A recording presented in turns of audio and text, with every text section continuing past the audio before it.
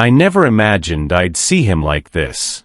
Sean Diddy Combs, once larger than life, once the man who owned every room he walked into, now looked like a ghost of himself.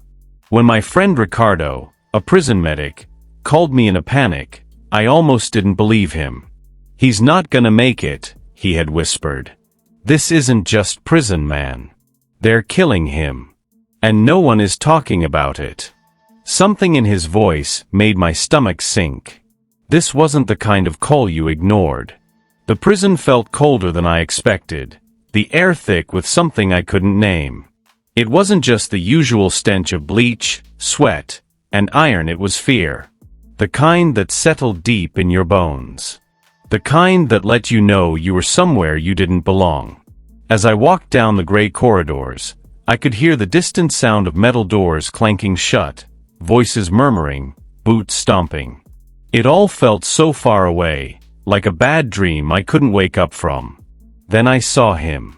Diddy sat on the edge of his cot, staring at the floor, his shoulders slumped forward like the weight of the world had finally crushed him. He looked nothing like the man I once knew. His golden brown skin had turned a sickly shade of gray, his lips were cracked, his eyes sunken and lifeless. He had always been strong, invincible, even. But now? He looked broken. Hollow.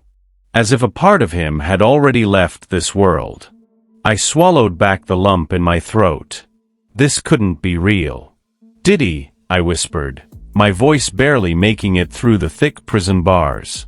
For a long moment, he didn't move. He just sat there, still as a statue. But then slowly, his head lifted, and his bloodshot eyes met mine. There was no recognition, no relief, no spark of the man I used to know. Just emptiness. "Who did this to you?" I finally asked, my voice trembling.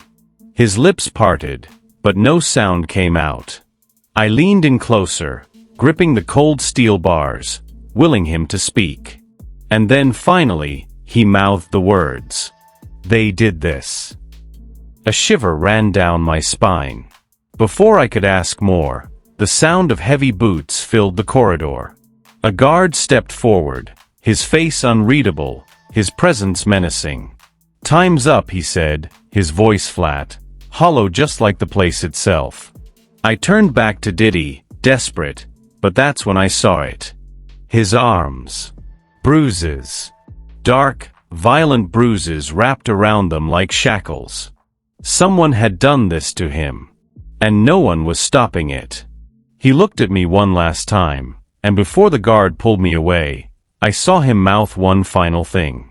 "They don't want me to leave alive." And in that moment, I knew. Diddy wasn't just serving time. He was dying. And if I didn't do something, no one would ever hear the truth.